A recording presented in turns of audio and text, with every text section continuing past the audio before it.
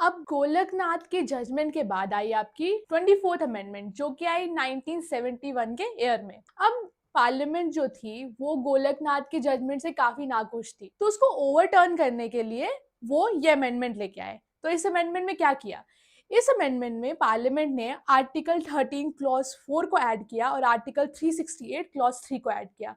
अब उन्होंने ना काफी दिमाग लगाया, उन्होंने ये डिक्लेयर कर दिया इस अमेंडमेंट के थ्रू कि nothing in this article will apply to article 368 की कोई भी अमेंडमेंट। मतलब आर्टिकल 13 तो आप सबको पता ही है ना, कि कोई भी ऐसा लॉ है जो फंडामेंटल राइट्स को वॉयलेट करता है, अब्रिज करता है, तो वो वॉइड है, राइट, और वो सब्जेक्ट टू है जुडिशियल रिव्यू, वो आर्टिकल 13 में स्टेटेड है। लेकिन इस अमेंडमेंट के थ्रू, 24th अमेंडमेंट के थ्रू, पार्लियामेंट ने डिक्लेयर कर दिया कि कोई भी अगर कॉन्स्टिट्यूशनल अमेंडमेंट हो रही है ना आर्टिकल 368 में, इस क्लॉज के थ्रू अब वो अमेंडमेंट जुडिशियल स्क्रूटनी में नहीं आ सकती। ठीक है। अब सेकेंडली इसमें ऐड किया गया आर्टिकल 368 क्लॉज 3। इसमें पार्लियामेंट ने क्या कहा, इसमें कहा कि nothing in article 13 shall apply to any amendment made under this article. मतलब दोनों ही क्लॉजेस में ये डिक्लेयर कर दिया कि अगर कोई भी अमेंडमेंट आर्टिकल 368 के अंदर होती है, कोई भी कॉन्स्टिट्यूशनल अमेंडमेंट होती है, पार्लियामेंट कोई डालता है, तो वो जुडिशियल रिव्यू के अंडर नहीं आएगी। यही किया गया 24th अमेंडमेंट के थ्रू। अब ये इसका पर्पस तो मैंने आपको बता दिया कि इसका पर्पस था गोलकनाथ के जजमेंट को नलीफाई कर देना, ओवरटर्न कर देना। Moving to the next amendment, this was the 25th amendment which was introduced in the year 1971। अब 1971 में 25th अमेंडमेंट में पार्लियामेंट ने ऐड किया आपका article 31 clause C. Article 31 clause C में क्या डाला पार्लियामेंट में, उन्होंने ये डिक्लेयर कर दिया कि no law enacted to give effect to the DPSPs, that is the Directive Principles of State Policy, can be declared void on the ground that they violate the fundamental rights of the citizens। मतलब DPSPs को effect में लाने के लिए parliament कोई भी law enact कर सकती है जो हाँ पार्ट 3 को वॉयलेट कर रहा है, पर वो DPSPs के उस लॉ को वॉइड डिक्लेयर नहीं करेगा। ये आया आपका 25th अमेंडमेंट के थ्रू। अब एक और चीज कही गई कि no law giving effect to such policy can be subjected to judicial review. मतलब आप वॉइड भी डिक्लेयर नहीं कर सकते जस्ट बिकॉज वो फंडामेंटल राइट्स को वायलेट कर रहा है, क्योंकि वो पब्लिक पॉलिसी के लिए है, और ना ही आप उस पर्टिकुलर लॉ को क्वेश्चन में ला सकते हो इन एनी कोर्ट। तो 31C में एक और अमेंडमेंट आ गई। तो there was a continuous of series of amendments जो वन वे और अनदर आपकी फंडामेंटल राइट्स को एनक्रोच कर रहे थे, और ये हो रहा था फ्रॉम ईयर आपका 1971 से लेकर ये कंटिन्यू किया गया आपका 1975 तक थ्रू इमरजेंसी 42nd अमेंडमेंट, जो हम आगे डिस्कस करने वाले हैं। अब moving to the next slide, 26th and 29th amendment हम बहुत जल्दी जल्दी करेंगे। 26th अमेंडमेंट हुई थी आपकी 1971 में, 29th आपकी इंट्रोड्यूस की गई थी 1972 में। 26th अमेंडमेंट के थ्रू आपका एबॉलिशन हुआ था प्रीवी पर्सेस का। अब प्रीवी पर्सेस क्या है कि जो अभी आपके प्री इंडिपेंडेंस में राजा महाराजा थे, उनके गवर्नमेंट के थ्रू उनको कुछ रेम्यूनरेशन दी जाती थी, उसका एबॉलिशन कर दिया था आपका इस अमेंडमेंट के थ्रू। फिर आती है आपकी 29th अमेंडमेंट। 29th अमेंडमेंट में आपकी जो लैंड रिफॉर्म के एक्ट थे और जो अमेंडमेंट्स थी उनको 9th शेड्यूल में प्लेस कर दिया गया, so that the court, any court can not scrutinize them on the basis of contravention of fundamental rights। तब fundamental right of property article 31 में थी, प्रेजेंट थी, तो उससे बचने के लिए पार्लियामेंट ने उनको शेड्यूल 9 में डाल दिया, जो कि आउटसाइड जुडिशियल रिव्यू है। ठीक है, क्लियर। अब हमने जल्दी जल्दी 24, 25, 20 अब हमने जल्दी जल्दी 24, 25, 26, 29th अमेंडमेंट जो मेजर अमेंडमेंट्स थी, जो अल्टीमेटली लीड करी किस केस को, the landmark case of India, that is Kesavananda Bharati versus state of Kerala on 24 April 1973। अब हम इस केस को डिस्कस करने वाले हैं, बहुत ध्यान से सुनना क्योंकि बहुत इंपॉर्टेंट केस है। अब इस केस में कितने जज की बेंच बैठी थी, इस केस में बैठी थी 11 जज की बेंच, और डिसीजन आया था आपका 6:5 की मेजॉरिटी में, मतलब बहुत ही क्लोज कॉल था। ठीक है, और इस जजमेंट के through doctrine of basic structure को एस्टैब्लिश किया गया। यही जजमेंट थी जिसने इंट्रोड्यूस किया था डॉक्ट्रिन ऑफ बेसिक स्ट्रक्चर को इंडिया में। Also it is the most landmark judgment in Indian law. इसकी डेट मैंने यहाँ लिखी हुई है, याद करना, नोट डाउन करो, कुछ भी करो, लेकिन याद रखो क्योंकि ये बहुत इंपॉर्टेंट डेट है, मैं बार बार तुमसे बोल रही हूँ। नाउ ये 3 पॉइंटर्स है, क्या क्या किया इस जजमेंट ने। एक तो 6:5 की मेजोरिटी में जजमेंट आया था, साथ में आपका क्या हुआ था, साथ में आपका आया था doctrine of basic structure, and also आपका सबसे लैंडमार्क जजमेंट है ये 24 अप्रैल को आया था। अब इस जजमेंट में सुप्रीम कोर्ट ने क्या कहा, क्या बोला सुप्रीम कोर्ट ने विद रिगार्ड्स टू, क्योंकि 24th अमेंडमेंट क्वेश्चन हुई थी ना इसमें कि जो भी 24th अमेंडमेंट के थ्रू चेंजेस लाए हैं पार्लियामेंट में विद रिगार्ड्स टू आपका DPSPs and law giving effect to them, तो उसको चैलेंज किया गया था आपका, उसको मेजरली चैलेंज किया गया था इस केस में। तो सुप्रीम कोर्ट ने क्या किया, सुप्रीम कोर्ट ने अपहेल्ड किया constitutional validity of 24th amendment. उन्होंने कहा कि पार्लियामेंट ने ये इंट्रोड्यूस किया है 24th अमेंडमेंट, ये कॉन्स्टिट्यूशनली वैलिड है। हाउएवर उन्होंने क्या हेल्ड किया, सबसे मेजरली उन्होंने एक मतलब बड़े स्मार्ट मूव के साथ बोला कि हाँ, parliament has the power to amend any part of the constitution. आपको आर्टिकल 368 दिया गया है, आपको पूरी पावर है कि आप कॉन्स्टिट्यूशन के किसी भी प्रोविजन को अमेंड कर सकते हैं, लेकिन बेसिक स्ट्रक्चर को छोड़ के।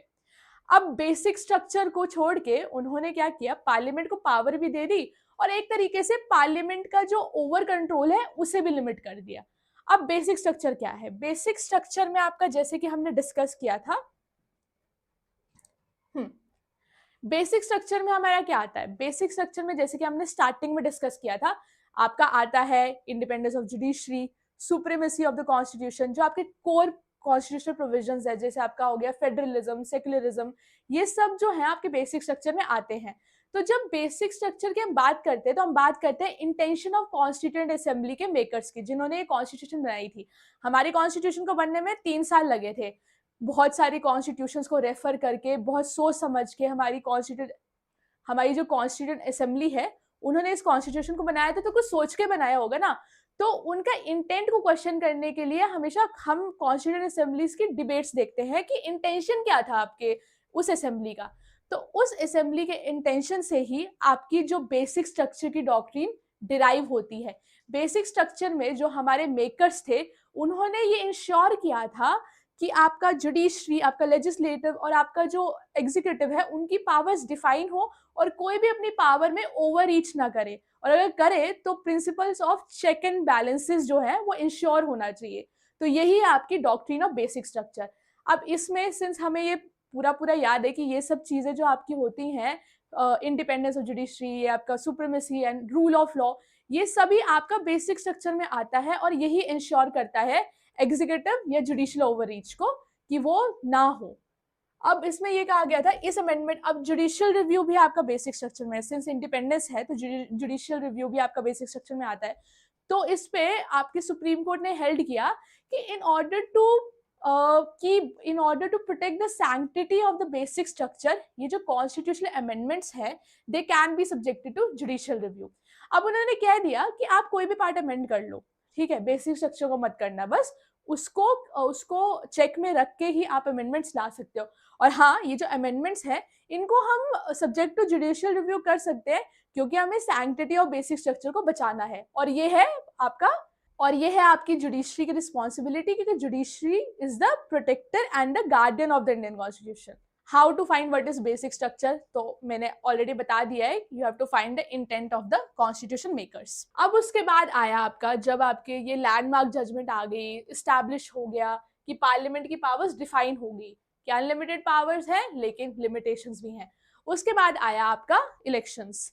तो इस केस इलेक्शंस के बाद ये केस आया राजनारायण वर्सेस इंदिरा गांधी, जो कि आया था आपका ईयर 1975 में।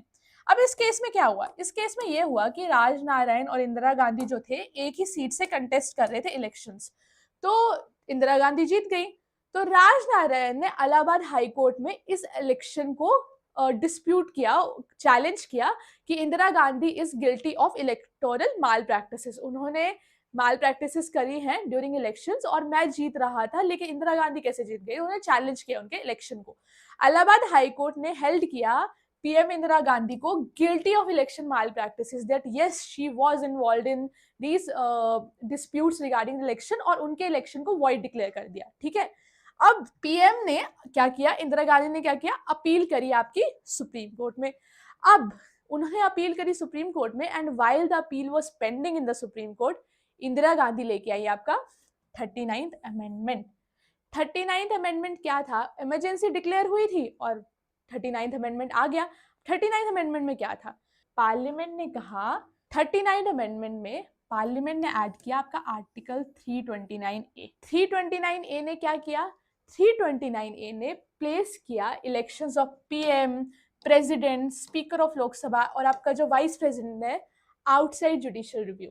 उन्होंने कहा कि ये सारे इलेक्शंस जो हैं वो जुडिशियल स्क्रूटनाइज हो ही नहीं सकते, ये आउटसाइड जुडिशियल रिव्यू हैं।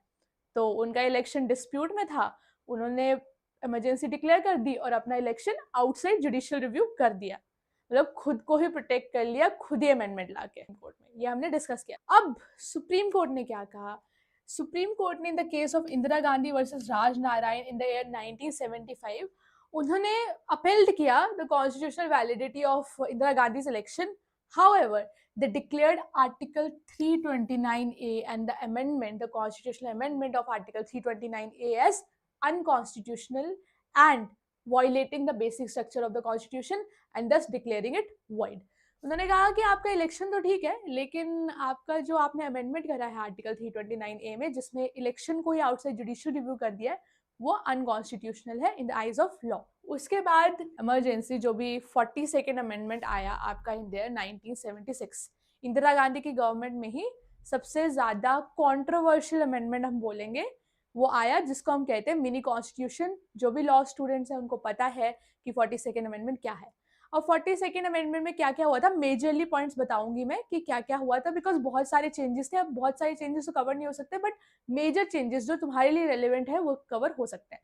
तो first of all 42nd amendment में आर्टिकल 368 क्लॉज 4 और आर्टिकल 368 क्लॉज 5 ऐड किया गया, जिसमें फिर से पार्लियामेंट को उन्होंने अनलिमिटेड अमेंडिंग पावर्स दे दी। उन्होंने कहा कि ये जो अमेंडमेंट्स है they are not subjected to judicial review, और पार्लियामेंट के पास है unlimited amending powers to change any part of the constitution. Secondly उन्होंने आर्टिकल 31C ऐड कर दिया, उसको अमेंड फिर से किया गया, मतलब पार्लियामेंट ने आर्टिकल 31C को फिर से अमेंड कर दिया और सेम ही unlimited powers to the parliament grant की गई। उसके बाद एक मेजर चेंज एक और हुआ कि inclusion of the words socialist, secular और इंटीग्रिटी किया गया हमारे प्रियम्बल में।